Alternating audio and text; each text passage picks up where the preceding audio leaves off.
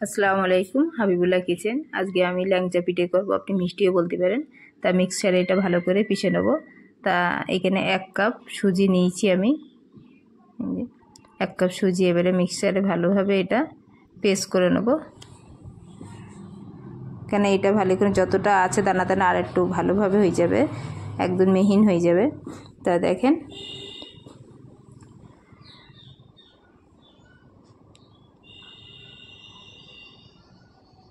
আমি নিয়েছি এখানে। এবারে যেটা মিক্সারে নিয়েছি সেটা কত সুন্দর হয়েছে দেখেন। তা 1 কাপ সুজি আর হাফ কাপ ময়দা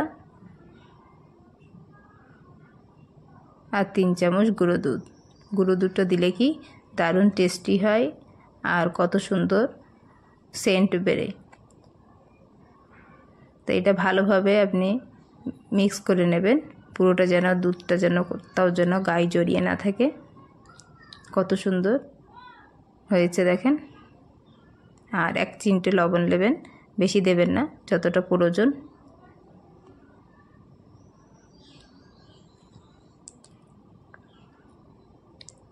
যেটা দিয়ে রেখে দেবো। এবারে উনুনে চলে যাব, গিয়ে এবারে একটা ফ্রাই প্যান বসিয়ে দেবো। দিয়ে এখানে 1 চামচ ঘি দেবো। গরম হলে তখন এখানে গরুর দুধ, খাঁটি দুধ আছে, আমি এই যে হাফ গ্লাস মতন দিচ্ছি। দিয়ে ভালোভাবে এটা গরম হলে তখন এবারে দিয়ে পরে আস্তে আস্তে পুরো যখন আমি যে পাউডারটা দিয়েছি সুজি সেইটা ওতে দিয়ে আস্তে আস্তে তখন অল্প অল্প করে দুধ দেবেন, একসাথে দিলে দলা পাকিয়ে যাবে। তা দেখেন ফুটে চলে এসছে কত সুন্দর, আর এত সুন্দর একটা সেন্ট আসছে আর খুশবু আসছে। এবার এইগুলো আস্তে আস্তে ঢালবেন, ঢেলে ঢেলে নাড়তে থাকবেন যেন দলা পাকিয়ে না যায়।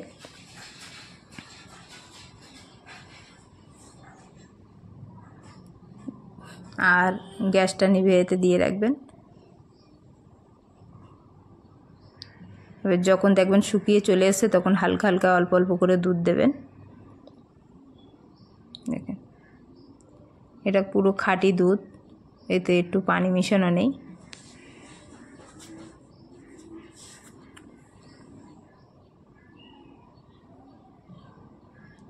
পুরো লইয়াটা তো পুরো হাতেই মনে হবে যে আমি লইয়াটা তৈরি করেছি। পুরো নাড়তে নাড়তে পুরো লইয়া আমার পুরো চামচের উপরে লইয়াটা তৈরি হয়ে যাবে। তো দেখেন নাড়তেই থাকবেন আর হালকা গ্যাসটা আস্তে দিয়ে রাখবেন।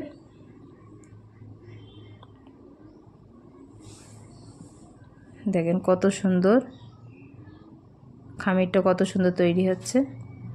দেখেন আমার খামিরটা পুরো রেডি হয়ে গিয়েছে। এবার যতক্ষণ বাড়ি একটু হাত দিয়ে মসৃণটা ভালোভাবে তৈরি করবেন। দেখেন মনে হচ্ছে ওতেই হয়ে গিয়েছে। তা একটু ভালোভাবে একটু আর একটু লুচি দিয়ে দেবেন, আটা হালকা দিয়ে আপনি ওটা ভালোভাবে হাতে খামিরটা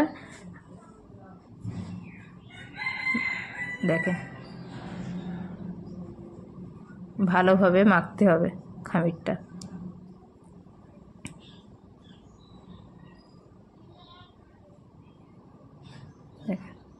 দেখেন কত সুন্দর, বেশিক্ষণ হাত দিয়ে মাখাতে হয়নি তো কত সুন্দর হয়েছে দেখেন। আর একটু হাত দিয়ে হ্যাঁ ওরকম যেন তলায় জড়িয়ে আছে, তোর অসুবিধে নেই। তা খামিরটা এত সফট হয়েছে, এত সুন্দর হয়েছে, তা কী বলবো, দেখেই তো বুঝতে পারছেন। তো এরকম আপনারা বাড়িতে অবশ্যই অবশ্যই তৈরি করবেন আর কেমন হয়েছে কমেন্ট করেও জানাবেন।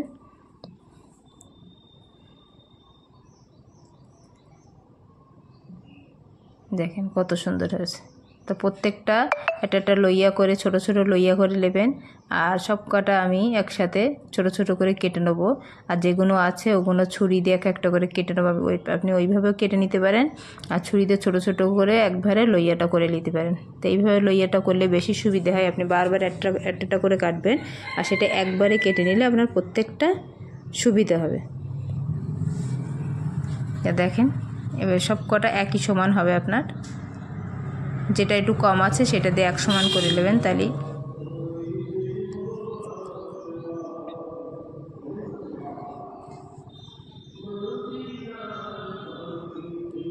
তো দেখেন কত সুন্দর সব কটা লইয়া এক একটা করে নেব, যেন মনে হচ্ছে রসগোল্লা। তো আপনি এইভাবে রসগোল্লাও তৈরি করতে পারেন। তো দেখেন আপনি মিষ্টিও বলতে পারেন আর ল্যাংচা পিঠেও বলতে পারেন, যেটা আপনার খুশি, যেভাবে আপনার ইচ্ছা হবে। তো দেখেন কত সুন্দর হয়েছে সব কটা। তা দেখেন আমার সব কটাই তৈরি হয়ে গিয়েছে। এবার এক একটা করে আঙ্গুলের মতন ল্যাংচা পিঠে করবো বললাম, ল্যাংচার মতো লম্বা লম্বা করে নেবেন। তা প্রত্যেকটা এক একটা করে নিলে তখন আপনার ওটা আর একটু যদি চান একটু মোটাও করে নিতে পারেন। আমি একটু ছোট ছোট সাইজ করেছি, ছোট সাইজ দেখতে ভালো লাগে। আর আপনি যদি আপনার পছন্দের মতন করে নেবেন, যেরকমভাবে কাটার এক একটা করে সবভাবে। আর এরপরে আমি গোল করে আপনাদেরকে দেখাবো।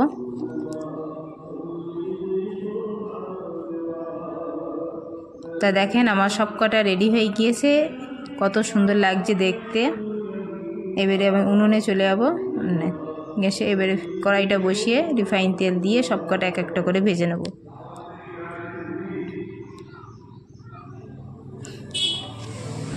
তা দেখেন কত সুন্দর হয়েছে, তেলটা গরম হয়ে গিয়েছে, এক একটা করে সব দিয়ে দিচ্ছি। আর সব কটা ভাজবেন, হালকা বাদামি রং হবে, হালকা বাদামি রং হবে, বেশি লালচে করবেন না, কালো কালো, তাহলে দেখতেও খারাপ লাগবে, খেতেও ইচ্ছা হবে না। ওই জন্য সবসময় বাদামি রং, হালকা রং বাদামি মতন করতে হবে। তা দেখেন কত সুন্দর হয়েছে।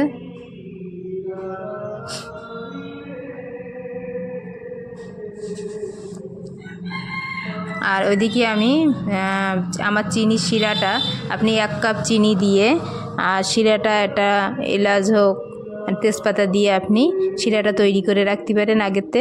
তা আমার শিরাটা তৈরি করা ছিল, ওই জন্যে আপনাদেরকে দেখাতে পারিনি। তো 1 কাপ চিনি হালকা পানি দিয়ে আপনি ভালোভাবে শিরাটা করবেন। এবার করা হয়ে গেলে তখন শিরাটা যেন গাঢ় না হয়, সবসময় যেন পিঠাটা ভিজাতে গেলেই যেন ওর ভিতরে চুষে নিতে পারে। আর মোটা হলে চষবে না, তখন ভিতরে ফাঁপাটা হবে না, যে ভাটা খাস্তা মতন সেটা হবে না।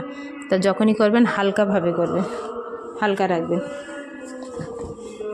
তা দেখেন আর অর্ধেক ভাজা হয়ে গিয়েছে, পরেরটাও ভেজে নিচ্ছি।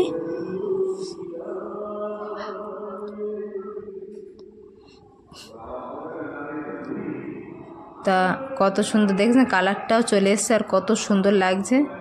তো দেখেন আমার পুরো রেডি হয়ে গিয়েছে। এবার আমার শিরাটা তৈরি করা ছিল, ওইটা আপনাদের সামনে ভিজিয়ে দেবো, সারা রাত ধরে রেখে দেবেন, সকালবেলা পরিবেশন করে দেখাবো আপনাদের কেমন হয়েছে।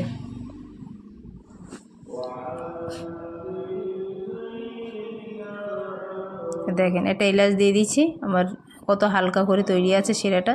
এই সব কটা ঢেলে দিয়ে সারা রাত ধরে রেখে দেবো। অবশ্যই কমেন্ট করে জানাবেন এই ল্যাংচা পিঠেটা কি মিষ্টিও বলতে পারেন কেমন লেগেছে।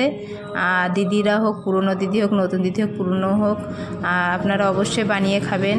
যদি ভালো লাগে একটা লাইক শেয়ার সাবস্ক্রাইব। ভালো থাকেন, সুস্থ থাকেন, আল্লাহ হাফেজ।